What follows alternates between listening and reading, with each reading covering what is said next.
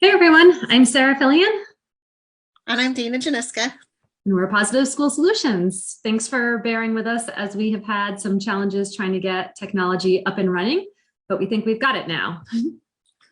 We're excited for SEL Day because we believe that social emotional learning is key to positively changing the world. And during this time together, and of course, you can always watch the recording afterwards for all of you rock star teachers who are doing your thing. We're going to be talking about how social emotional learning supports both students and staff in and out of school. So, Sarah, how does SEL support students and staff in and out of school?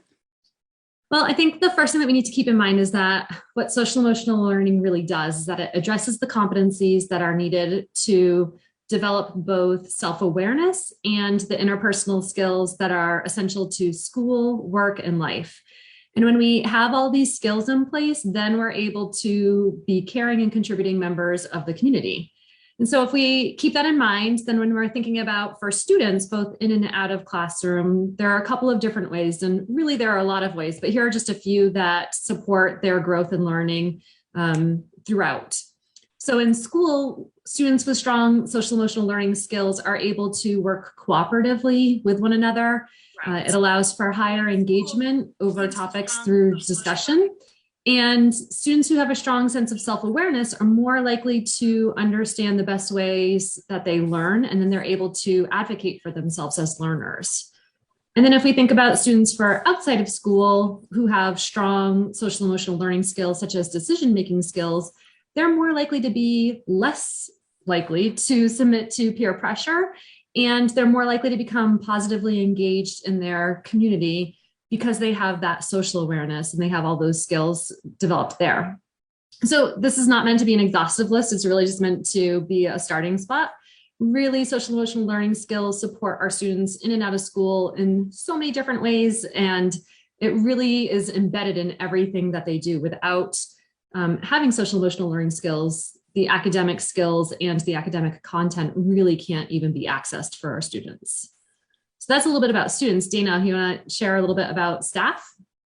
Yeah, I was going to say, I think also when we think about SEL skills, the importance of having SEL skills in place for staff so that staff are able to build strong relationships with one another, as well as with their students. They're better able to empathize with each other, articulate their own needs in a respectful way, and identify opportunities to support one another.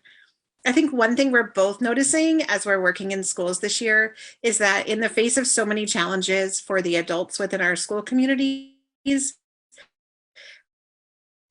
needing relationships and that collaboration with each other more than ever before. So making sure that the trust is there and we all feel a sense of safety, significance, and belonging is key.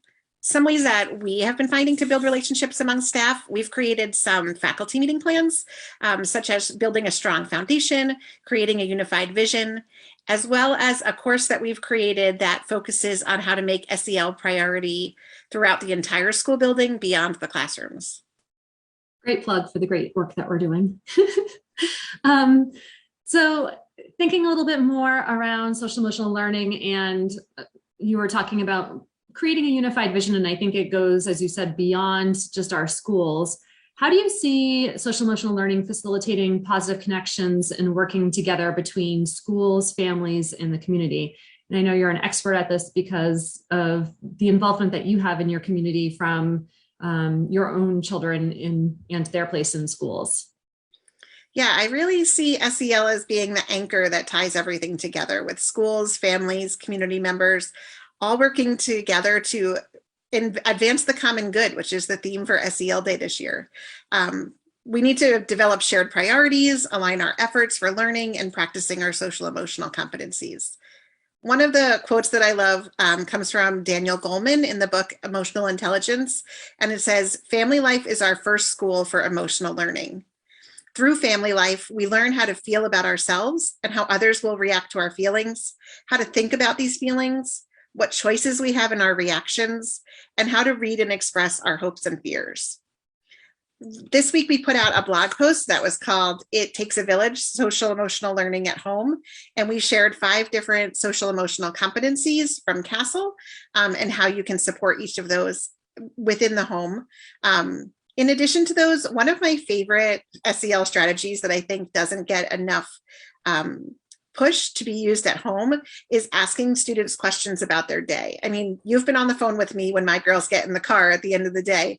And if I say, how was your day at school today? They say, good or fine. but that's really the extent of the answer. So there's a lot of lists out on the internet, and maybe that's something else that we can put together for people as a free resource, is a list of questions to ask students when they come home from school.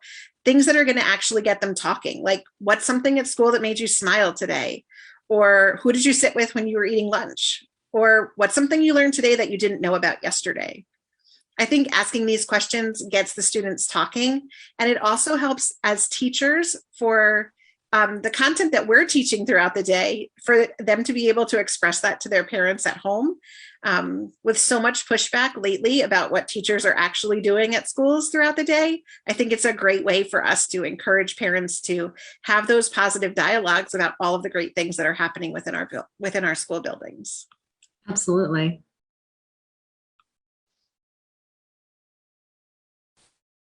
So a question that came through on social media that I think as a parent was something that was super interesting to me as well, was someone asked if we could share some strategies for supporting students when they come to a slight academic struggle, because it seems like right now, children don't really have that many skills to be able to handle that struggle. They don't know what to do so that they can continue the work without becoming disengaged or crying, or we're seeing some kids who are just becoming angry and frustrated.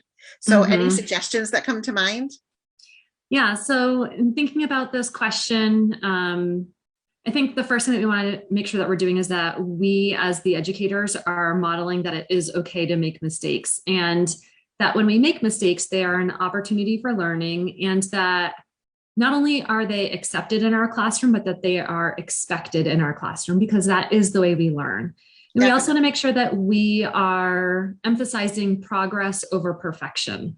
The more that we celebrate all of those little steps that we've made towards achieving our goals and or our advances in our learning, the more likely we are to create lifelong learners who have some perseverance and who have strategies. So a couple of different ways that we can do this. One is that if we have a longer learning period, we can pause throughout and we can have students do a really short reflection on what's going well so far. Or if in the same period, if we start to see students are becoming a little bit frustrated, we might pause them right before they really get into a deep sense of frustration. And we might say, let's pause here right now. Let's think about all of the steps that we've already done. And now let's think about what strategies do we have. So as much as we can be proactive and to keep coming back to the idea of, you've done something like this before, let's try this, let's see what else we have, that can be really helpful. Another idea is that when students are handing in an assignment, I read this somewhere and I love this idea, is have them indicate either by starring or circling or using a highlighter, what's one area. So if they're doing writing, maybe they highlight a sentence or two that really speaks to, here's something that we've been learning and now I'm showing it. Or if they're doing a math assignment, they might circle one problem. And this is a way for them to share with us, this is something that I feel best about. So here's one that I feel confident in.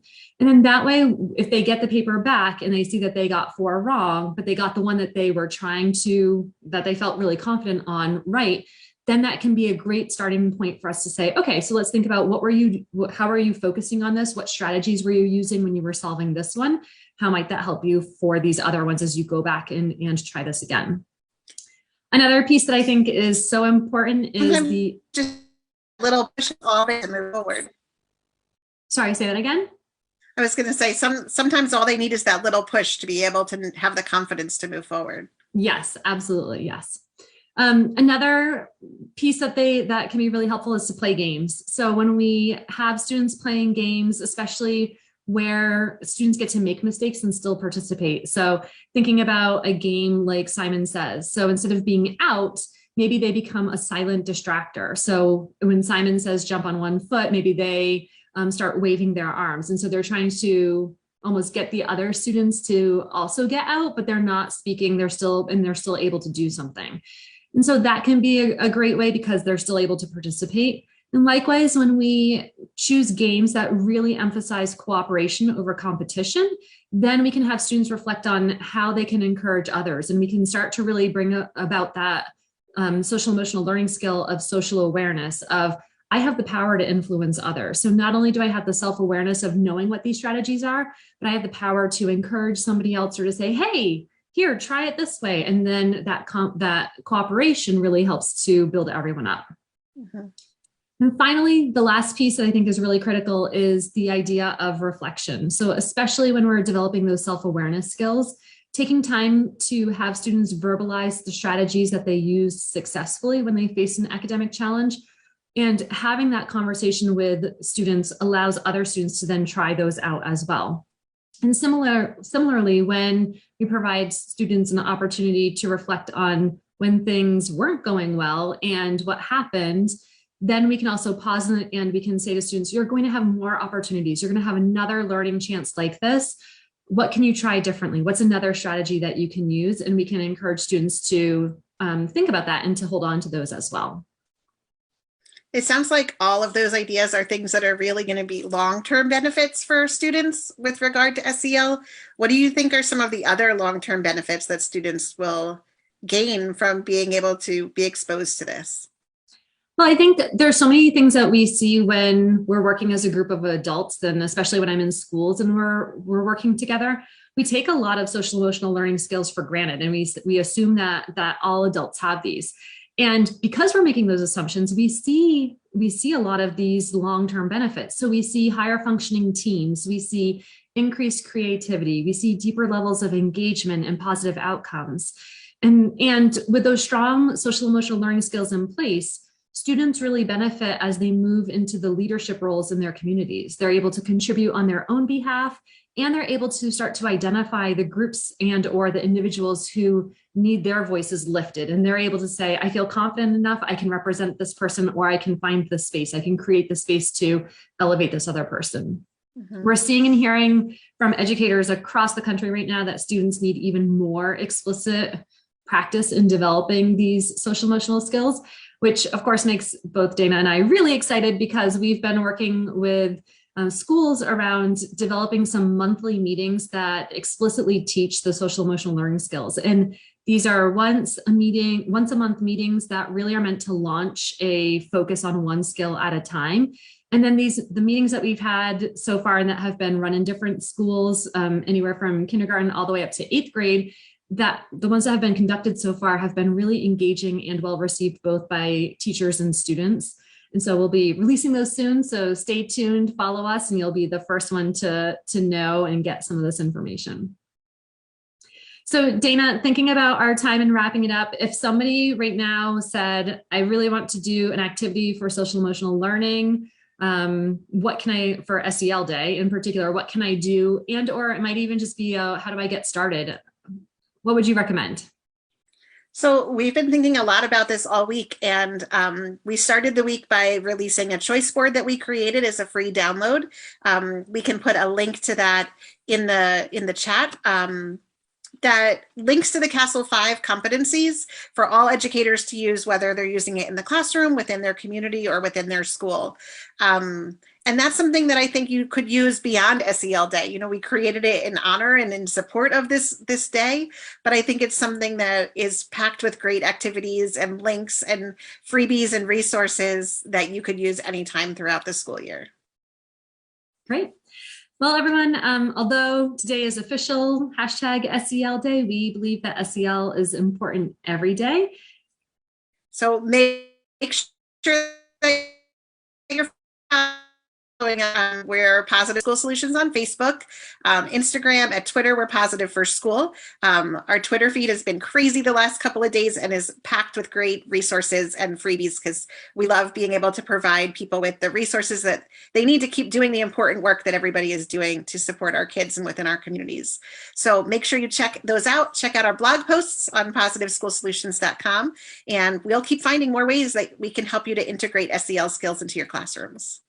And I also just want to end this by saying thank you to everybody who has been a follower of us for a while and sharing.